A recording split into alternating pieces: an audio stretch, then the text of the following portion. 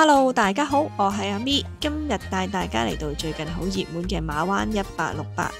馬灣除咗1868之外，仲有一個大嶺頭行山徑可以去下㗎，有興趣就繼續睇落去啦。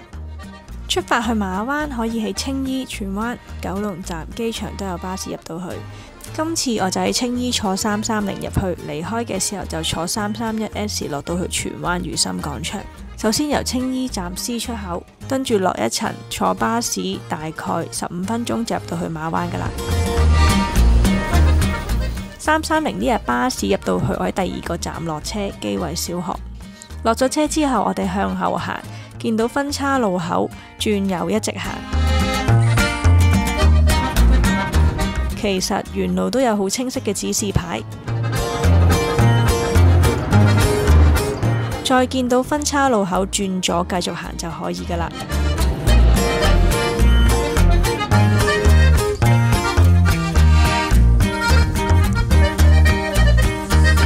一落斜呢，就會見到好靚嘅彩色壁畫。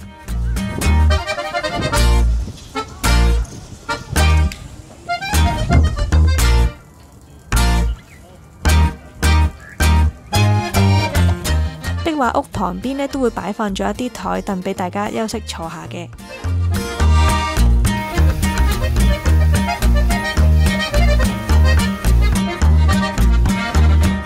之後我哋繼續沿路行返出去，一行出去呢，就會見到汲水門大橋啦。咁我哋就到咗馬灣大街啦。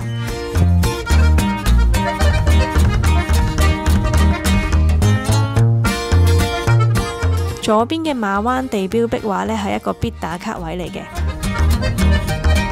再直行入去呢，就會見到馬灣公眾碼頭。喺碼頭呢邊呢，望返過去呢，都好靚㗎，間唔中仲會見到有飛機經過添。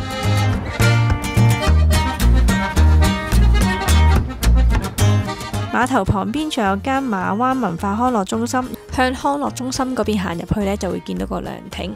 涼亭旁邊就有個古蹟，寫住梅惠客石。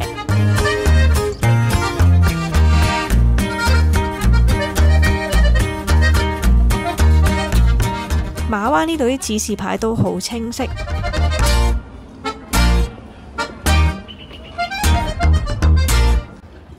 由碼頭呢一邊開始帶大家行一次啦。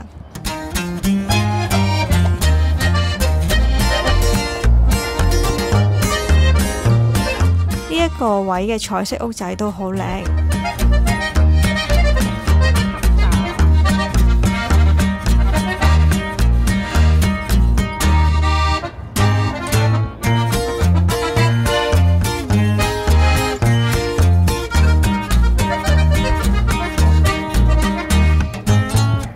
我哋而家就去緊天后古廟。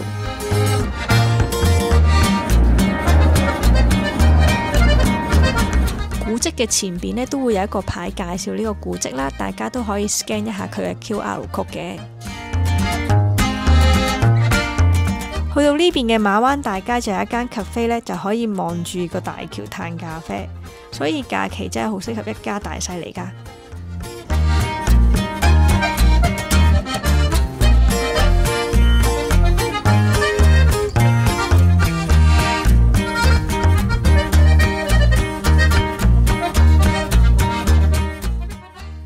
馬灣除咗1868彩色屋仔嗰度呢，其實仲有個小山可以行下嘅。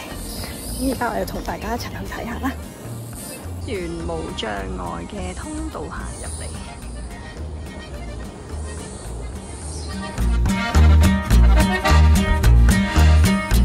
我哋沿頭先嗰條路呢，出返嚟就會去返太陽館，跟住呢，直望你會見到個球場。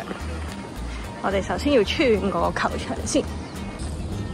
行到呢個位嘅時候，你會發現呢，右邊一條路啦，跟住左邊一條路啦。咁我上次行咗左邊，今次行右邊。我啱啱呢就行完呢個1868啦，喺馬灣。而家呢就上緊去大嶺頭，因為馬灣除咗1868之外呢，仲有個大嶺頭，一個小山嚟嘅，可以行下。佢可以咧望到成個青馬大橋嗰個景。唔建議大家喺左邊上山，頭先轉由右邊上山咧會比較好啲。我哋嚟到大嶺頭嘅其中一個標高處，我哋會見到個涼亭，見到個涼亭就落返山，沿路走就 OK 㗎喇。俾大家望下個景先，呢度可以望到青馬大橋全景。一陣大家咧沿路落返山就 OK 㗎喇，好靚個海。俾大家望下後邊，成個青馬大橋啊！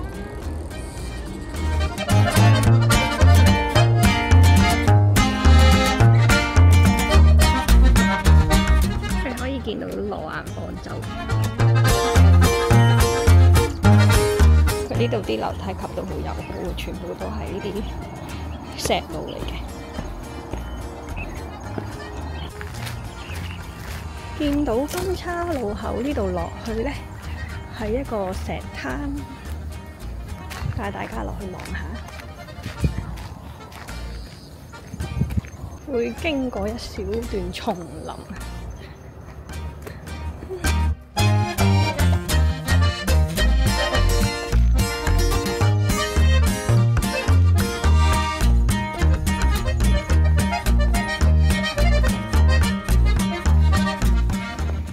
聽唔聽到啊？聽唔聽到大海嘅聲音？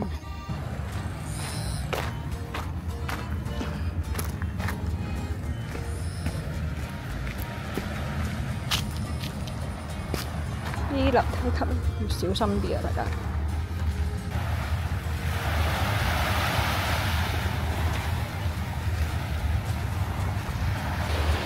沿住頭先分岔路口嗰個位落嚟咧，就落到呢個石灘度啦。咁其實咧，有時候水漲咧，佢會漲到水面。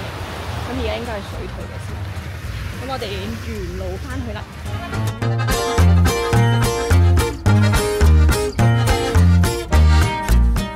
行下咧會見到啲分岔路，行出去就影到好靚嘅青馬大橋。